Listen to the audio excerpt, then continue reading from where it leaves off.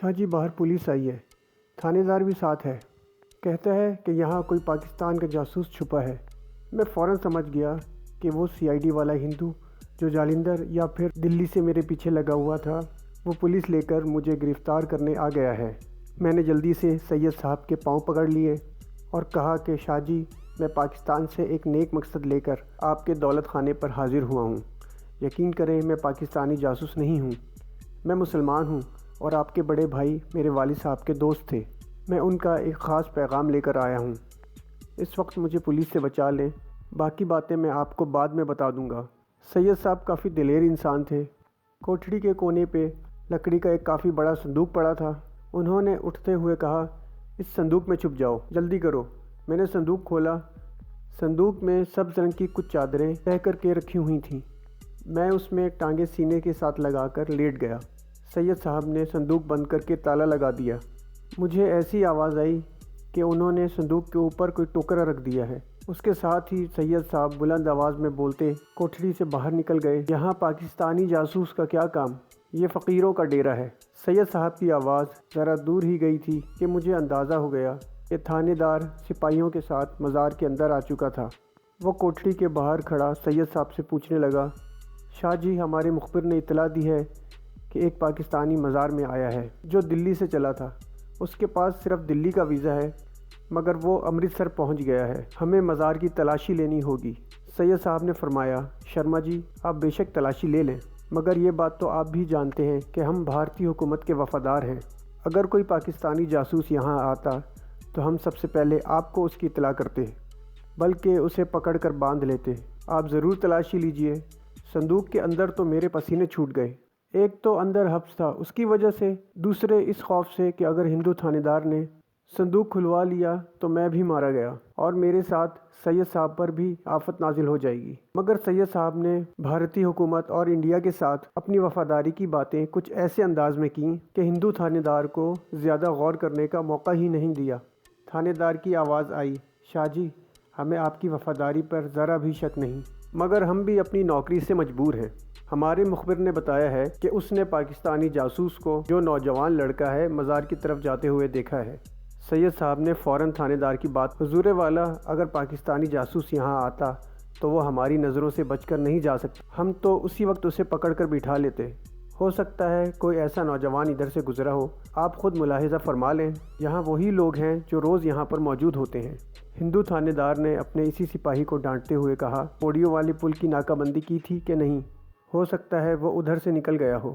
بھاگ سنگھ شاید کوئی کانسٹیبل تھا، اس نے فوراً کہا، ہاں جی، وہاں 2 کانسٹیبل لگا دیے تھے، تو پھر چلو، وہ ادھر ہی گیا ہوگا، یہاں وہ نہیں ہے۔ اچھا شاہ جی، آپ کو تکلیف تھی۔ ایک بات ہے، اگر کوئی اجنبی چہرہ آپ کو نظر آ جائے تو اسے کسی طریقے سے یہیں روک لیں اور ہمیں تھانے میں اطلاع دیں۔ سید صاحب نے جواب میں کہا، حضور والا، آپ فکر ہی نہ کریں، کسی پاکستانی جاسوس کی کیا مجال کہ وہ مزار پہ آئے اور پھر بچ کر نکل جائے۔ یہ لوگ باتیں کرتے باہر نکل گئے۔ میری جان میں جان آ گئی۔ بند صندوق کے اندر مجھے سانس لینے میں دشواری پیش آ رہی تھی اور میرا دم گھٹنے لگا تھا۔ بند صندوق میں جو تھوڑے بہت سوراخ تھے، تازہ ہوا بس انہی سے اندر آنے کی کوشش کر رہی تھی۔ سبز رنگ کی چادروں میں سے جو دیسی عطر کی تیز خوشبو آ رہی تھی، اس نے بھی میرے ناک میں دم کر دیا تھا۔ مجھے بہت زیادہ گھٹن محسوس ہو رہی تھی۔ اس طرح 2-3 منٹ مزید گزر گئے، پھر کسی کے قدموں کی آواز آئی۔ صندوق کے اوپر سے ٹوکرا ہٹا دیا گیا، صندوق کا تالا کھلا اور ڈھکن اوپر اٹھ گیا۔ مجھے باہر کی تازہ ہوا لگی تو نیم مردہ جسم میں جیسے جان پڑ گئی۔ جلدی سے صندوق سے باہر نکل آیا۔ سید صاحب کوٹھڑی کے دروازے کے آگے اس طرح کھڑے تھے کہ باہر سے کسی کی نظر کوٹھڑی کے اندر نہیں پڑ سکتی تھی۔ انہوں نے پلٹ کر باہر دیکھا اور پھر دروازہ بند کر دیا۔ بھائی، تم نے تو ہمیں مروا دیا تھا، پہلے کیوں نہیں بتایا کہ تم پاکستان سے یہاں جاسوسی کرنے آئے ہو؟ میں نے سانس درست کرتے ہوئے کہا، شاہ جی، میں جاسوس نہیں ہوں۔ سید صاحب نے اپنے ہونٹوں پہ انگلی رکھتے ہوئے کہا، میاں آہستہ بولو، باہر تھانے دار اپنا کوئی نہ کوئی آدمی سفید کپڑوں میں یہاں ضرور چھوڑ گیا ہوگا۔ میں نے کہا، براہ کرم مجھے آج کی رات اپنے پاس یہاں چھپا لیں، میں جو کوئی بھی ہوں صبح ہوتے ہی یہاں سے چلا جاؤں گا۔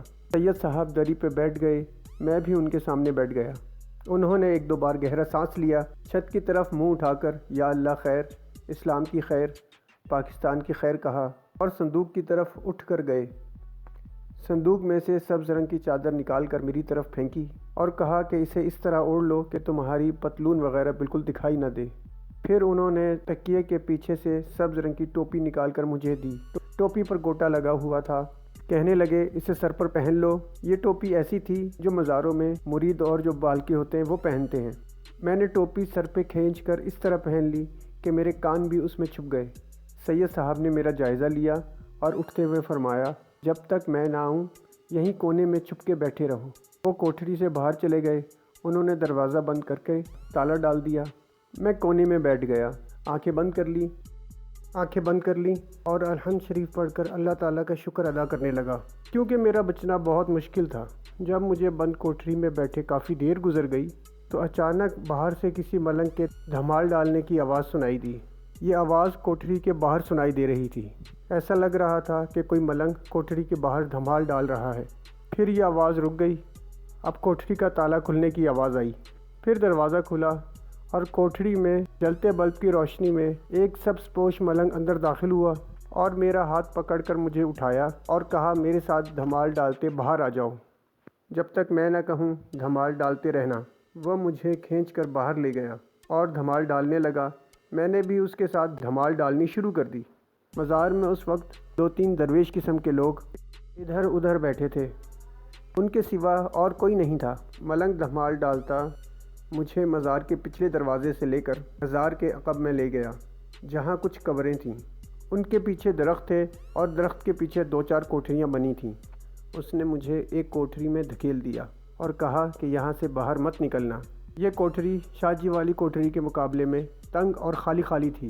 چھت کے ساتھ ایک دھیمی روشنی والا بلب جل رہا تھا۔ فرش پر صرف صف بچھی تھی اور کچھ نہیں تھا۔ میں صف پر بیٹھ گیا۔ قلندروں والی سبز ٹوپی اٹھا کر میں نے سائڈ پر رکھی۔ شاہ جی نے مجھے مزار سے نکال کر اس کوٹھری تک پہنچانے کا بڑا کامیاب طریقہ نکالا تھا۔ پولیس اگر مزار سے جاتے ہوئے پیچھے اپنا کوئی خفیہ آدمی چھوڑ بھی گئی ہو یا ان ملنگوں میں پولیس کا کوئی جاسوس ہوگا تو اس سے مجھ پر شک نہیں پڑ سکتا تھا، کیونکہ میں جس شکل و صورت میں شاہ جی کی کوٹھری میں داخل ہوا تھا وہاں سے نکلتے وقت میرا حلیہ بالکل بدلا ہوا تھا۔ میں اپنی زندگی کے حیرت انگیز اور سچے واقعات بیان کر رہا ہوں۔ یہاں میں ایک بات کی شروع میں ہی وضاحت کرنا چاہتا ہوں، آپ بھی اسے نوٹ کر لیں۔ میں اپنی زندگی کے واقعات بیان کرتے ہوئے اکثر لوگوں کے اصلی نام نہیں بتاؤں گا۔ شہروں کے نام اور محل وقوع بھی درست اور صحیح ہوگا، مگر نام اور لوگوں کے حلیے میں نے بدل دیے ہوں گے، کیونکہ بھارت ہمارا دشمن ملک ہے اور مقبوضہ کشمیر ابھی آزاد نہیں ہوا۔ کشمیری حریت پسندوں کی قربانیاں اور جد و جہد ابھی جاری ہے۔ لوگوں کے صحیح نام اور حلیے اور بعض جگہوں کے حقیقی نام بتانے سے جہاد آزادی کشمیر کی تحریک کو نقصان پہنچ سکتا ہے۔ مثال کے طور پر امرتسر میں سید فتح علی شاہ کا مزار موجود ہے، مگر ان کے متولی شاہ جی اور ان کے فرزند سید صاحب کا نام میں نے بدل دیا ہے۔ سید صاحب سے میری ملاقات بھی امرتسر میں کسی دوسری جگہ پر ہوئی تھی، مگر میں اس جگہ کا نام نہیں بتا سکتا، لیکن جو واقعات میں بیان کروں گا وہ بالکل سچے ہیں۔ اس وضاحت کے بعد میں مزار کی واپس اسی کوٹھری میں آتا ہوں جہاں ایک درویش نے مجھے چھپا دیا تھا۔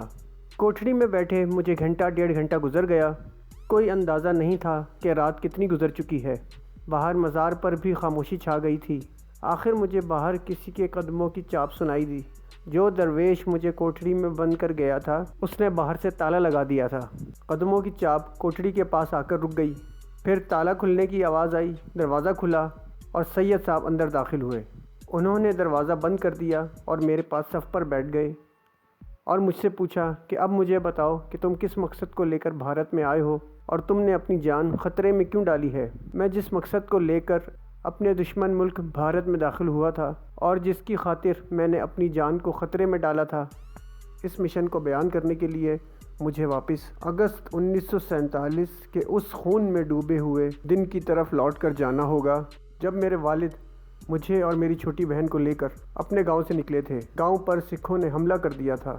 یہ حملہ گاؤں کے مسلمانوں پر تھا۔ سکھوں نے ہندوؤں کے ساتھ مل کر مسلمانوں کو بے دریغ قتل کرنا شروع کر دیا۔ گاؤں میں ایک شور مچ گیا۔ دیکھتے دیکھتے مسلمانوں کے مکان جلنے لگے۔ ہمارا باپ مجھے اور میری چھوٹی بہن کو لے کر مکان کے صحن کی پچھلی والی دیوار والے دروازے سے بھاگ نکلا۔ میری عمر اس وقت 8-9 سال کے قریب ہوگی۔ میری بہن مجھ سے 1-1.5 سال چھوٹی ہوگی۔ ہم دونوں بہن بھائی رونے لگے۔ ہمارے باپ نے ہم دونوں کو بازوؤں سے پکڑ رکھا تھا اور ہمیں بھی اپنے ساتھ دوڑا رہا تھا۔ آگے اونچی فصل والے کھیت آ گئے۔ وہ ہمیں لے کر فصل میں گھس گیا۔ اس نے ہمیں وہیں چھپا دیا اور خود بھی ہمارے پاس وہیں چھپ کر بیٹھ گیا۔ ہم نے رونا بند کر دیا۔ ہم پر دہشت طاری تھی۔ ہمارے باپ کا رنگ بھی اڑا ہوا تھا۔ اس کے ہونٹ خشک تھے اور وہ ہمیں تھوڑی تھوڑی دیر بعد کہتا کہ اللہ کرم کرے گا، اللہ کرم کرے گا، آواز نہ نکالنا۔ گاؤں کی طرف سے ہمیں عورتوں بچوں کی چیخنے کی آوازیں آ رہی تھیں۔ سکھوں کے ست سری اکال کے نعرے بھی سنائی دے رہے تھے۔ میں ان نعروں سے واقف تھا۔ فصل چاولوں کی تھی اور زیادہ اونچی نہیں تھی۔ باپ نے ہمیں اپنے ساتھ فصل میں لٹا رکھا تھا۔ کچھ سکھوں کی آوازیں سنائی دیں، کھیتوں کی طرف آ رہے تھے۔ ہمارے باپ نے ہم دونوں کو اپنے ساتھ لگا لیا۔ مجھے میرے باپ کی دل کی تیز دھڑکن صاف سنائی دے رہی تھی۔ سکھ آپس میں باتیں کرتے ہمارے قریب سے گزر گئے۔ ایک سکھ نے کہا، فصل کو آگ لگا دو، اندر کوئی موسلا نہ چھپا ہو۔ دوسرے نے کہا، سارے موسلے وڑ چھڈے نے، ایتھے کنے آنا سی۔ پھر ایک عورت کی چیخ اور منتیں کرنے کی آواز آئی۔ وہ کوئی مسلمان عورت تھی جس کو سکھ اغوا کر کے لے کے جا رہے تھے اور جو ان کو خدا اور سکھوں کے کسی گرو جی کا واسطہ دے کر کہہ رہی تھی کہ مجھے چھوڑ دو۔ عورت کی بلکتی ہوئی آوازیں دور ہوتے ہوتے غائب ہو گئیں۔ ہم اپنے باپ کے ساتھ کھیت کی کیچڑ میں جانے کتنی دیر تک چھپے رہے۔ پھر چاروں طرف خاموشی چھا گئی۔ میرے باپ نے سہمی ہوئی آواز میں کہا، ابھی لیٹے رہنا۔ پھر اس نے آہستہ سے فصل میں سے سر باہر نکال کر دیکھا۔ وہ کچھ دیر تک دھان کے خوشوں میں سے سر باہر نکالے دیکھتا رہا، پھر سر نیچے کر لیا اور ہمارے پاس منہ لا کر سرگوشی میں کہا، وہ لوگ چلے گئے ہیں، اللہ نے ہمیں بچا لیا ہے، ابھی باہر مت نکلنا، سمجھے؟ اللہ کو یاد کرو، اللہ کو یاد کرو، گھبراؤ مت، اللہ نے ہمیں بچا لیا ہے۔ میں نے کرتا اور دھوتی پہن رکھی تھی، میری بہن نے شلوار قمیض پہن رکھی تھی۔ ہمارے کپڑے کھیت کے کیچڑ میں لت پت ہو گئے تھے۔ آہستہ آہستہ دن کی روشنی دھندلی ہونے لگی۔ جب سورج غروب ہو گیا اور اندھیرا سا چھا گیا تو ہمارا باپ ہم دونوں کو لے کر کھیتوں میں سے نکلا اور چھوٹی نہر والے پل کی طرف چل دیا۔ میں نے مڑ کر اپنے گاؤں مجھیٹ کی طرف دیکھا۔ یہ ہمارا گاؤں بھی تھا اور قصبہ بھی تھا، کئی مکان جل رہے تھے۔ میرے باپ نے میرا سر سیدھا کرتے ہوئے کہا، پیچھے مت دیکھو۔ نہر کے پل سے پہلے ٹالی کے بے شمار درخت تھے، یہاں ہم گولیاں اور گلی ڈنڈا کھیلا کرتے تھے۔ نہر کے پل سے گزرنے سے پہلے ہمارے باپ نے ہمیں درختوں کے پاس بٹھایا اور کہا، یہاں سے مت ہلنا، میں آگے دیکھ کر آتا ہوں۔ ہم دونوں بہن بھائی سہم کر وہیں بیٹھ گئے۔ ہم پر اتنی دہشت چھائی ہوئی تھی کہ ہم ایک دوسرے سے بات بھی نہیں کر رہے تھے۔ شام کے گہرے اندھیرے ہوتے ہی میں ہم نے اپنے باپ کو دیکھا کہ وہ جھک جھک کر چلتا چھوٹی نہر کے پل کے پاس گیا، ایک طرف بیٹھ گیا، پھر وہاں سے اٹھا اور دوڑ کر ہمارے پاس آیا اور ہمیں بازو سے پکڑ کر اپنے ساتھ دوڑاتا نہر کے پل سے گزر کر دوسری طرف کھیتوں میں گھس گیا۔ کھیتوں کے درمیان چلنے کے لیے چھوٹی سی پگڈنڈی بنی ہوئی تھی جسے پنجابی میں وٹ کہتے ہیں۔ ہم اس پر چلتے چلے گئے۔ شام کو اندھیرا گہرا ہو رہا تھا۔ ہمارے باپ کو پتہ تھا کہ اسے کہاں جانا ہے۔ وہ ہمیں کھیتوں میں چلاتا رہا۔ ہم دونوں بہن بھائی ننگے پاؤں تھے۔ ہمارے باپ نے اپنی پرانی جوتی پہنی ہوئی تھی۔ یہ جوتی میں کئی سالوں سے اس کے پاؤں میں دیکھ رہا تھا۔ یہ پنجابی جوتی تھی جو اگر ذرا ٹوٹ جاتی تو وہ اسے مرمت کروا کر دوسری طرف لے گیا۔ دوسری طرف ایک کھال تھی جس میں سیم کا پانی جمع رہتا تھا۔ کھال پر پل بنا ہوا تھا۔ ہم پل پر سے گزر کر آگے آ گئے تو اندھیرے میں درختوں کی جاتی دھندلی دھندلی سی محسوس پڑی۔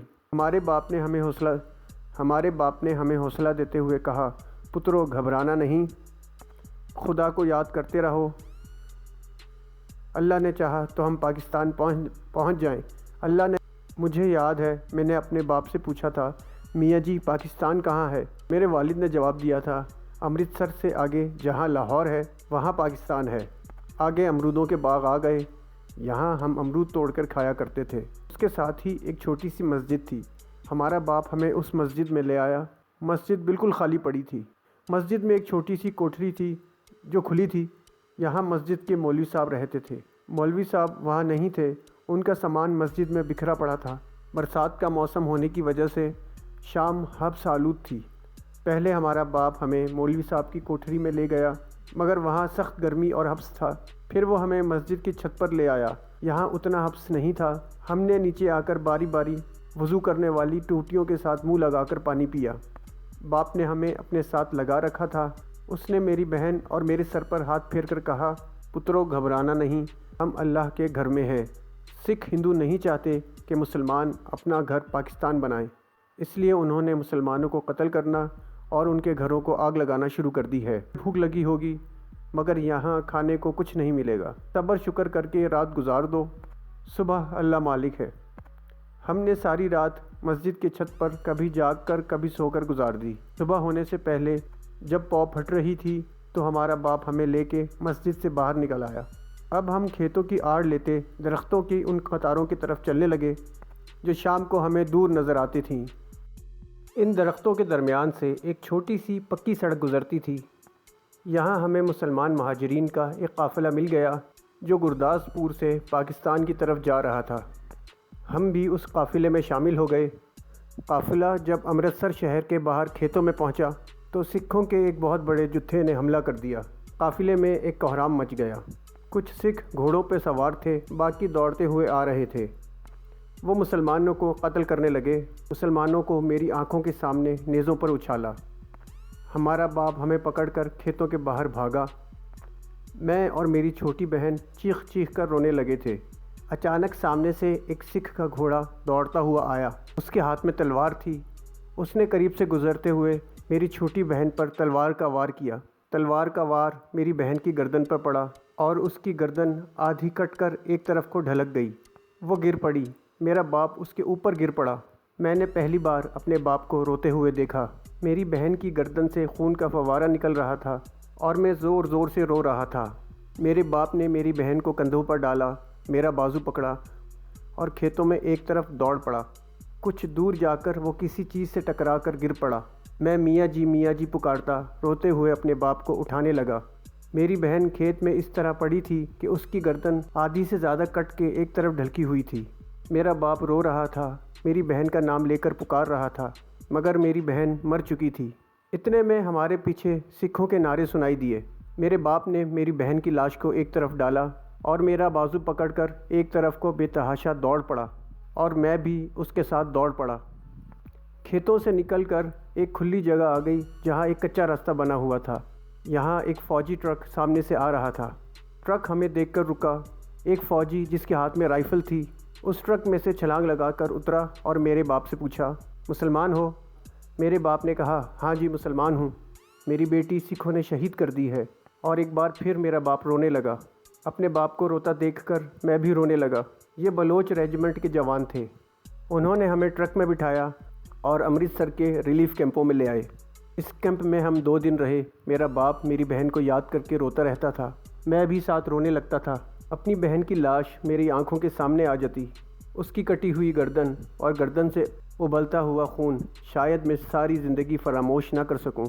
تیسرے دن ہمیں ایک مال گاڑی میں دوسرے مہاجروں کے ساتھ بٹھا دیا گیا اور مال گاڑی نے ہمیں لاہور پاکستان پہنچا دیا۔ پاکستان آ کر 2-3 دن واٹن کے ریفیوجی کیمپ میں رہے، پھر گجرانوالے چل پڑے۔ وہاں میرے والد کے قریبی رشتہ دار رہتے تھے۔ انہوں نے والد صاحب کو ایک دکان الاٹ کروا دی۔ مجھیٹھ قصبے میں میرے والد صاحب کی پرچون کی دکان تھی جہاں وہ آٹا، دال، چاول وغیرہ بیچتے تھے۔ گجرانوالہ میں یہ دھندا نہ چل سکا تو میرے والد صاحب لاہور آ گئے۔ میری چھوٹی بہن کا غم میرے والد صاحب کو اندر ہی اندر گھن کی طرح کھانے لگا تھا، مگر وہ میری تعلیم سے بھی غافل نہیں تھے۔ وہ خود تو 4 جماعتیں پڑھے ہوئے تھے۔ قصبے میں اسلامی تاریخی ناول بڑے شوق سے پڑھتے تھے۔ محمود غزنوی اور صلاح الدین ایوبی ان کے پسندیدہ ہیرو تھے۔ ہم نے باغبان پورہ میں ایک چھوٹا سا مکان کرائے پر لے لیا تھا۔ والد صاحب نے یہاں پرچون کی ایک چھوٹی سی دکان کھول لی۔ مجھے اسکول میں داخل کروا دیا۔ وہ مجھے مسجد میں قرآن پاک پڑھنے کے لیے بھی بھیجتے تھے۔ میں نے قرآن پاک حفظ تو نہیں کیا مگر پورا ترجمے کے ساتھ پڑھ لیا۔ قرآن پاک نے میرے لیے اسلام اور پاکستان کے لیے گہری محبت کا جذبہ پیدا کر دیا۔ والد صاحب سردیوں کی رات کو مجھے اپنی چارپائی پہ بٹھا کر محمود غزنوی اور محمد بن قاسم کے کارنامے کتاب میں سے پڑھ کر سناتے۔ ذرا ہوش سنبھالا تو میں نے بھی ان کتابوں کا مطالعہ شروع کر دیا۔ کبھی کبھی رات کو میں سو رہا ہوتا تو والد صاحب کی ہچکیوں کی آواز سے میری آنکھ کھل جاتی۔ وہ میری چھوٹی بہن کو یاد کر کر روتے رہتے تھے۔